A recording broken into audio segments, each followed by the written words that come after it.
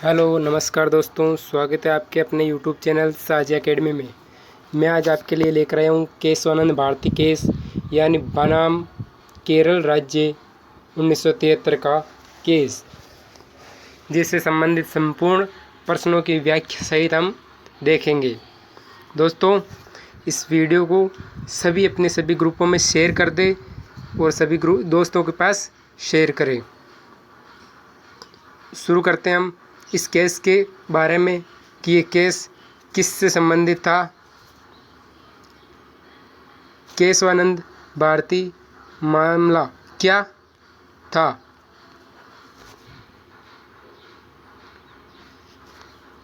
केशवानंद भारती यानी बनाम केरल राज्य से संबंधित ये केस था। दिनांक 31 अक्टूबर 1972 से 24 अप्रैल 1973 तक इस केस की सुनवाई लगातार 68 दिन तक चली। ये भारत का केरल राज्य से संबंधित केस था। इस केस की फैसला सुनाने वाली अदालत सुप्रीम कोर्ट ऑफ इंडिया थी। क्या था केशवानंद भारती बनाम केरल राज्य का ये ऐतिहासिक फैसला? केरल में एक इडनीर नाम का हिंदू मठ था। इसके मुखिया थे केशवानंद भारती इसके मुखिया थे। केरल सरकार ने दो भूमि सुधार कानून बनाए। इसकी मदद से सरकार मठ के मैनेजमेंट पर कई पाबंदियां लगाने की कोशिश कर रही थी। पाबंदियां लगाने का कारण ये था कि केरल इडनीर नाम के हिंदू मठ के पास हजारों एकड़ ज़मीनें थी। हजारों एकड़ ज़मीन होने के कारण कुछ जो केरल में ही पिछड़े वर्ग थे या जो भूमिहीन थे, उनको सरकार इनसे भूमि लेकर उन गरीबों को, जिन भूमि रहित लोगों को भूमि दे रही थी। केशवानंद भारती ने, जो कि इडनौर हिंदू मठ का मुखिया था, उन्होंने सरकार की इन कोशिशों को केरल के ही हाई कोर्ट में चुनौती दे दी। 1970 में उन्होंने संविधान के अनुच्छेद 326 का हवाला दिया। उन्होंने कहा कि आर्टिकल 26 के तहत हर भारत को धर्म कर्म के लिए संस्था बनाना, उनका मैनेजमेंट करना है और इस सिलसिले में चल अचल संपत्ति जोड़ने का अधिकार देता है। इस कारण केशवानंद भारती का कहना था कि सरकार का बनाया कानून उसके संवैधानिक अधिकार के खिलाफ है, यानी अनुच्छेद 26 के खिलाफ है। केशवानंद को बस केरल सरकार से नहीं लड़ना था, उनका मुकाबला केंद्र सरकार से था। केंद्र सरकार जिसकी मुखिया इंदिरा गांधी थी।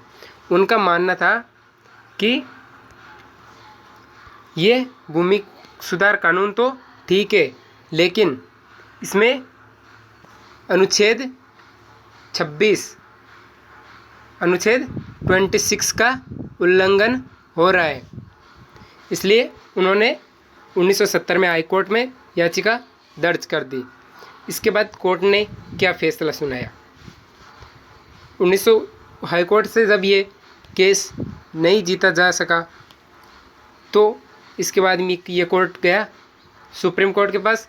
सुप्रीम कोर्ट से फैसला आया कि सुप्रीम कोर्ट ने इस केस की सुनवाई के लिए 13 जजों की एक बेंच बनाई, जो उस समय के लिए सन 1973 में उस समय के लिए सबसे बड़ी बेंच थी। इस केस की सुनवाई एक साथ 13 जज इस केस की सुनवाई कर रहे थे। इस केस की अगुवाई उस समय के chief justice CJI SM Sikri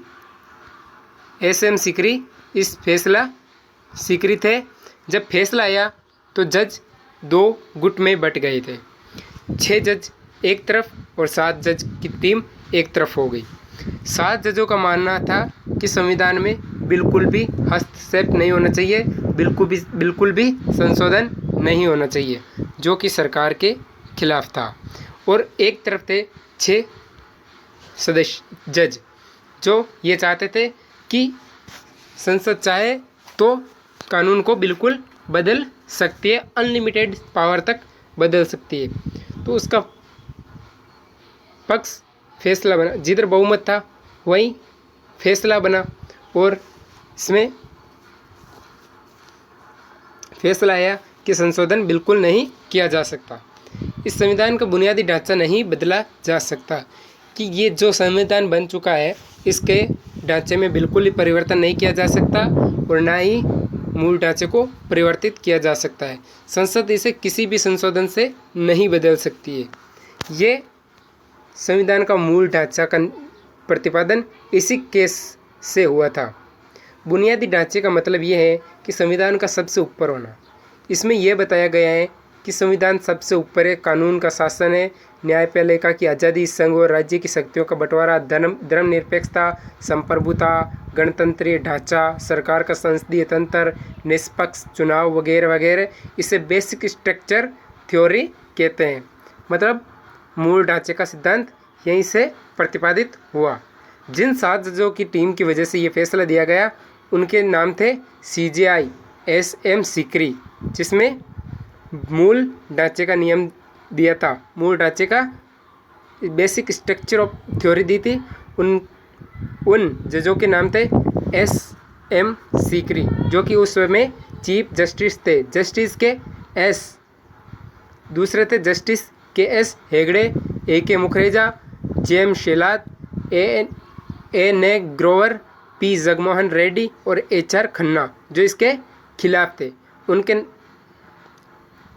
HR Khanna ये चाहते थे कि बेसिक स्ट्रक्चर थ्योरी लागू रहे, संसद इसमें संशोधन नहीं कर सकती। जबकि जो इसके खिलाफ थे, जो ये चाहते थे कि संविधान में संशोधन किया जा सकता है, उनके नाम थे जस्टिस AN रे,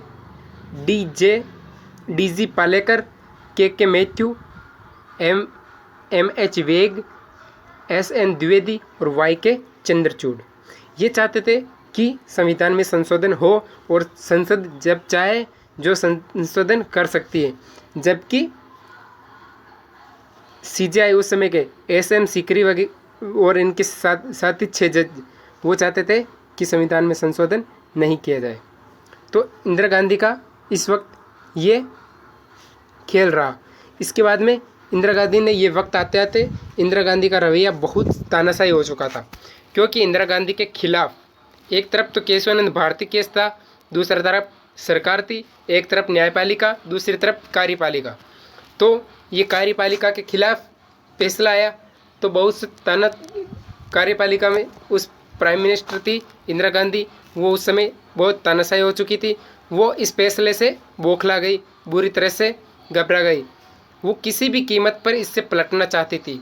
वो चाहती थी कि ये फैसला बदले और वो ज़मीन उनसे ली जाए और गरीबों को या उनको बांट दी जाए। वो 6 जज फैसले के खिलाफ थे। उनमें से एक थे जस्टिस AN रे, जिसको CJI बनाया गया। क्या बनाया गया था? चीफ जस्टिस ऑफ इंडिया बनाया गया। तारीख थी 26 अप्रैल 1973। 24 अप्रैल को फैसला आया, 26 अप्रैल को उनको चीफ जस्टिस ऑफ इंडिया बनाया गया AN रे को। AN रे ने CJI बनने की वरीयता में 3 जजों के पीछे थे, मतलब वो 4 नंबर पर थे। 3 जज इनसे भी ऊपर थे। उनमें से 1 नंबर पर थे जस्टिस शेलाट, 2 नंबर पर जस्टिस ग्रोवर और तीसरे पर जस्टिस हेगड़े, उनसे ऊपर थे। और ये तीनों फैसले के पक्ष में थे। ये चाहते थे कि ये फैसला सही हो। साफ था कि इसी वजह से उनको किनारे कर AN रे को CJI बना दिया गया। इसी वजह से उनको CJI बना दिया गया। इसके बाद शुरू हुआ राजनीति का खेल। अब कोई भी सरकार आ जाए जो बहुत ज़्यादा हाई लेवल तक पहुंच जाती है, तो फिर वह तानाशाह के रूप में काम करने लग जाती है। तो यही उस समय हुआ। 12 जून 1975 को इलाहाबाद हाईकोर्ट ने राज नारायण बनाम इंदिरा गांधी केस में फैसला सुनाया। चुनावी धांधली और गड़बड़ी के आधार पर कोर्ट ने इंदिरा की चुनावी जीत को रद्द करने का फैसला दिया। इंदिरा अब पद पर नहीं रह सकती थी, ये कोर्ट ने फैसला दिया। 25 जून 1975 को अपनी सरकार को बचाने के लिए इंदिरा गांधी ने इमरजेंसी लागू कर दी थी। CJI तब CJI नहीं रहे, इंदिरा सरकार के आदमी हो गए, क्योंकि जो विपक्ष के थे, जो चाहते थे कि संसद पूरे कानून को बदल सकती है, उनमें से एन रे को चीफ जस्टिस ऑफ इंडिया बनाया गया। इंदिरा को लगा अपनी मनमानी के लिए सही समय है। उनके अटॉर्नी जनरल नीरेन डे ने बेसिक स्ट्रक्चर वाले फैसले पर पुनर्विचार के लिए सुप्रीम कोर्ट पहुंच गए। जो 7 जजों ने फैसला दिया कि बेसिक स्ट्रक्चर को नहीं बदला जा सकता, मूल ढांचे को नहीं बदला जा सकता। इस पर पुनर्विचार के लिए अटॉर्नी जनरल नीरेन डे वापस सुप्रीम कोर्ट पहुंच गए। CJI master of the roster होता है, chief justice of India master of the roster होता है, यानी कौन सा केस कौन सा जज सुनेगा, इसका निर्णय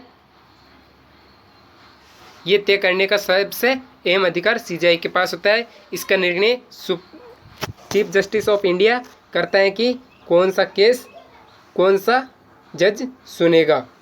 इसी का फ़ायदा उठाकर एन रे ने इस फैसले पर पुनर्विचार के लिए एक 13 जजों की बेंच बनाई। फिर से बेंच बनाई गई। बिना रिव्यू पिटीशन के ही सीजेआई ने पुनर्विचार बेंच बना दी। बिना रिव्यू कोई भी केस को वापस सुनने के लिए या पुनर्विचार के लिए रिव्यू पिटीशन लगाई जानी चाहिए, लेकिन बिना रिव्यू पिटीशन के ही सीजेआई ने पुनर्विचार बेंच बना दी। साफ था कि सीजेआई इंदिरा सरकार का एजेंडा पूरा कर रहे थे। चीफ जस्टिस जिसको इंदिरा गांधी ने ही चीफ जस्टिस बनाया, वो अपना एजेंडा पूरा कर रहे थे। एक बार फिर पाल खिवाल सामने आए। उन्होंने सुप्रीम कोर्ट में ऐतिहासिक दलील दी। उन्होंने कहा कि कोर्ट को अपना बेसिक स्ट्रक्चर वाला फैसला नहीं पलटना चाहिए। वो चाहते थे पाल खिवाल कि बेसिक स्ट्रक्चर का फैसला नहीं पलटना चाहिए। कहते हैं कि पाल खिवाल की ये बहस सुप्रीम कोर्ट के इतिहास की सबसे प्रभावी, सबसे बेहतरीन दलीलों में से एक थी, शायद सबसे ऊपर थी। फिर पता चला कि इस फैसले पर पुनर्विचार के लिए सरकार की ओर से कोई रिव्यू पिटीशन दायर ही नहीं की गई थी। बिना रिव्यू पिटीशन के सीजेआई ने बेंच कैसे बना दी। उन्होंने बहुत बहस की, फिर उनको पता चला कि रिव्यू पिटीशन दायर ही नहीं की गई। बिना रिव्यू पिटीशन के ही सीजेआई ने बेंच क्यों बना दी और कैसे बना दी, ये बहुत बड़ा स्कैंडल था। बेंच के बाकी जजों ने सवाल उठाया सीजेआई के ऊपर। अपने साथी जजों का काफ़ी दबाव था। इसी दबाव के कारण 12 नवंबर 1975 को सीजेआई को बेंच भंग करनी पड़ी। अगर ऐसा न हुआ होता तो सरकार को संविधान के बुनियादी ढांचे में भी मनमाना बदलाव करने की छूट मिल जाती। इस बेसिक स्ट्रक्चर थ्योरी ने भारतीय लोकतंत्र को बचाया। अगर उस वक्त वो बेंच भंग नहीं होती तो संविधान के मूल ढांचे का सिद्धांत बिल्कुल हल्का हो जाता और वो बिल्कुल ही ख़त्म हो जाता। धन्यवाद दोस्तों इस वीडियो को देखने के लिए, और इस वीडियो को लाइक करें, शेयर करें और कमेंट करें, और चैनल को सब्सक्राइब करें। सब्सक्राइब करने के बाद में पास में लगे बेल आइकन को ज़रूर प्रेस करें और हमें ये बताएं कि ये वीडियो आपको कैसा लगा। धन्यवाद दोस्तों।